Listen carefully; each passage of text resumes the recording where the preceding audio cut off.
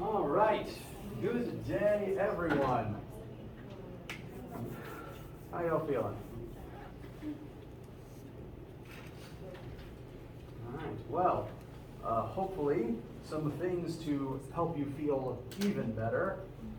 You officially made it to the last class day of Physics 1500. You've survived, and I'm very proud of all of you.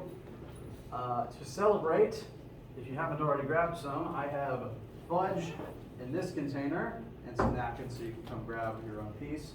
And if you don't like chocolate, I'll talk about Dum-Dums. This is Grandmama's recipe, and fair warning, it is mostly sugar by both mass and volume. So some students have said in the past it's too sweet.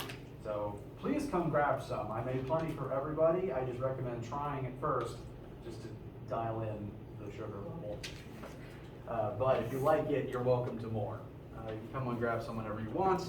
Additionally, as I mentioned, there is 4 graded labs up here that you can also come collect. If your name isn't in the pile, it means you either missed that week or one of your teammates has already grabbed it. So consult with them.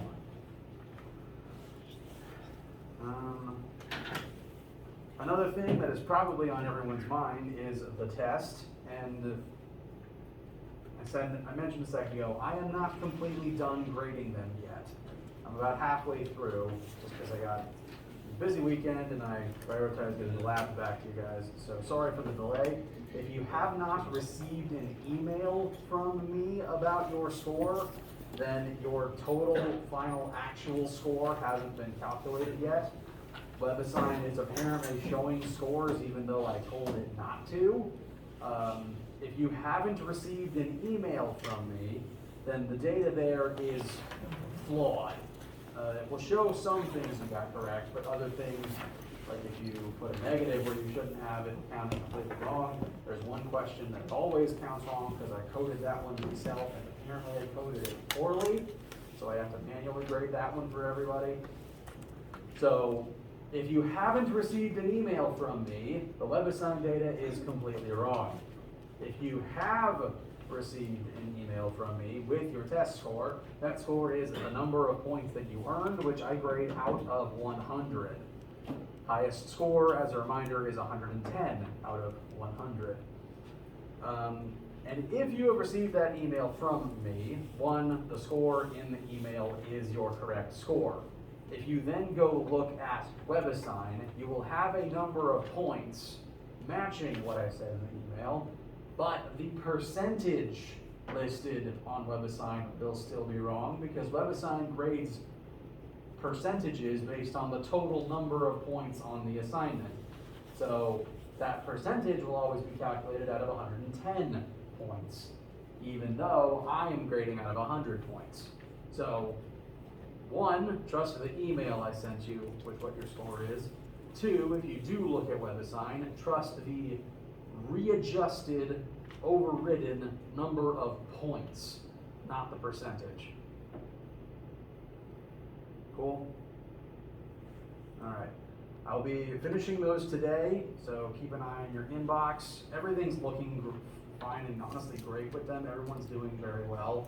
Even the pre-adjusted scores are all pretty good. So sorry for the delay, but again, everyone is doing fine. In general, I'm honestly very proud of all of you. You've done very well this semester. Physics is an inherently difficult thing, but you've all made it. You've all done very well, and it's been really great getting to be your teacher. So thank you guys. Excuse me. So test scores will be coming to you soon if they haven't already. The next big thing on the horizon, today is Monday the 6th, the next thing to be aware of is the exam, which for this particular class, the assigned slot is Friday the 10th at 1:30 p.m. It will be in this room. And as an additional reminder, I've left these times up here because I give the same exam in all 3 times, so if for some reason Friday at 1:30 does not agree with you, you can just attend one of the others. I just need to know about it ahead of time so I can adjust the numbers and keep the rooms from being too full. Rules for the exam. It's cumulative to the entire class, and so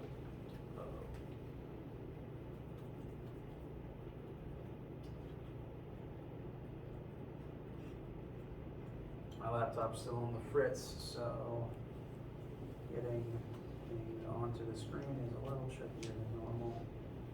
Nope. There we go. Or not.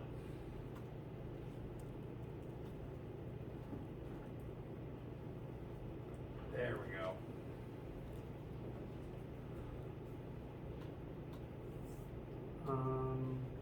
So for the exam, how it will look when the exam begins is you'll come to this room. I'll be at the head of the classroom the entire time, answering questions, giving out tips, making sure you have any and all constants that you need for every single question. What you will bring to be able to use, like on all the tests, are your calculator and your formula sheet. I've written this on the side of the board as a reminder. You are allowed to have written on your formula sheet.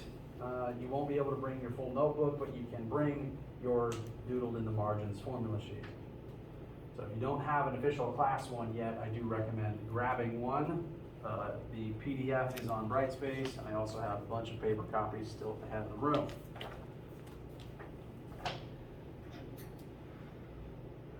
It is cumulative to the entire class, so to assist in studying for that, if you click on the Final Exam tab on Brightspace, click on the tab itself, there will be a list of everything that we have studied this semester.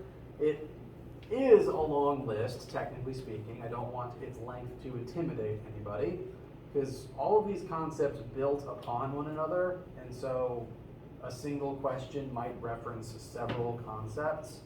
Everything on this list will be represented to some extent, though, so the purpose of this long list is just for you to glance at it and make sure you know, if you read something, that you can recognize it, you can recall in your head examples that utilize it so that you're familiar with it. There might be about 30, 40 concepts on this particular list. The exam itself will have about 15 questions though. Several questions will refer to multiple of these principles at once. And the exam will have a total of 225 points on it, out of which I will be grading out of 200. So functionally it's a 112.5 out of 100 situation. So there are still bonus points built in. There's a little more than usual because I wanted to include a bonus question about pressure and sound, but that's entirely bonus points. It's even more extra than we had already.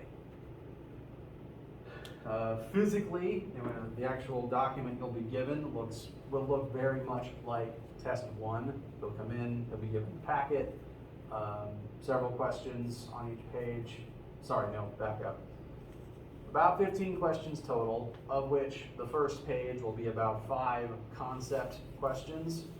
I'm doing away with the answer page on the front, but there will be a space for each question for you to put your definitive final answer so that I don't have to go looking for it. First page will be about 5 short answer questions. One of those questions, to go ahead and point out to you, is going to be about Newton's laws.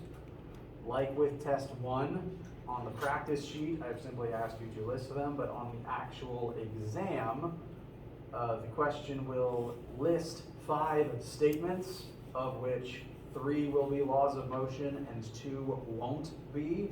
Those 2 might in fact actually be lies. And your job is simply to look at the list of 5 things, determine which 3 are laws of motion, and to number them accordingly. So you don't have to be able to memorize them, you don't have to write them from memory, but you need to be able to identify them successfully, like with test 1. So that'll be one of the concept questions, full stop. 5 concept questions on the front. The remaining 10 or so pages will each be probably one math question. Each math question will probably have multiple parts, or at the very least use multiple concepts. As a reminder, leave nothing blank. Make sure you have an answer for everything, or at the very least some work for everything. I give partial credit for literally everything. And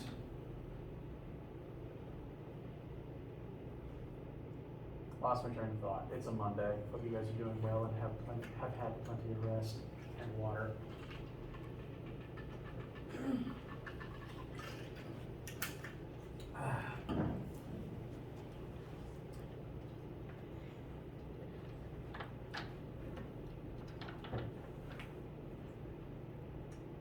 Questions so far?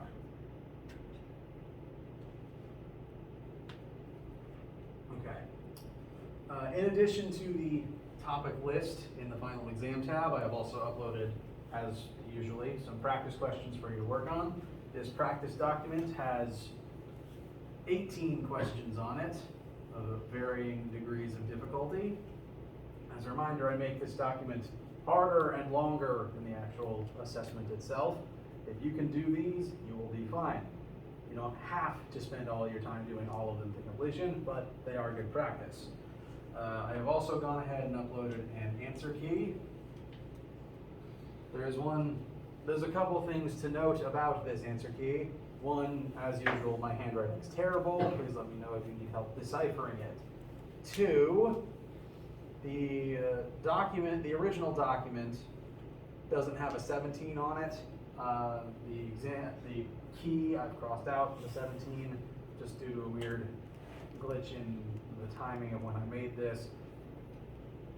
Question 17 was basically a duplicate. It already used concepts that are earlier in this document. You guys didn't need to necessarily spend a whole bunch of time on it. On the original document, I simply erased it on my key, which I did by hand, and then rescanned. I just crossed it out. So 17 already used concepts from before. It just wasn't a very good practice question for how long it would have been to actually calculate. So that's why it's been crossed out.